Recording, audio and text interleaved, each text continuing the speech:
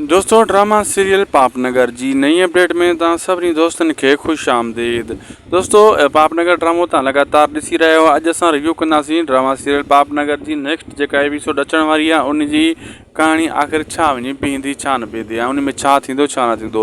हिन वीडियो खे आख़िर ताईं ॾिसंदा छो त 1 मिंट 20 सेकंड जी वीडियो आहे, का एॾी वॾी वीडियो न आहे। सभिनी दोस्तनि खे अर्ज़ु कंदुसि त शाहिद खोसो व्लॉग यूट्यूब चैनल खे ज़रूरु सब्सक्राइब लाइक शेयर करे छॾींदा ऐं असांजे पेज खे बि फॉलो लाइक शेयर कंदा।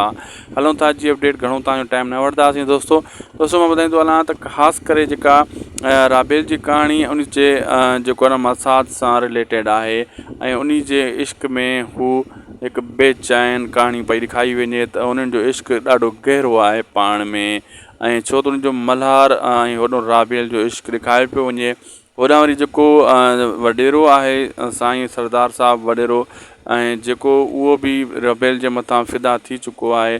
तमामु जल्द इन्हनि जो झुड़ो वधंदो ऐं हू वरी वॾेरो जेको आहे बालाज ख़ान पंहिंजे भाइरनि खे बि मिल्कीअत जे करे क़ैद कयो वेठो आहे ऐं ॿिए खे तमामु जल्द क़ैद कंदो भाउ खे। उन शेर दिल बि दुश्मन आहे बालाज ख़ान जो, ऐं मल्हार जो झुड़ो बि इन्हनि जो राबेल ते बालाज ख़ान सां थींदो अॻिते अचण वारनि किस्तनि में, पोइ कमु VIP थी वेंदो।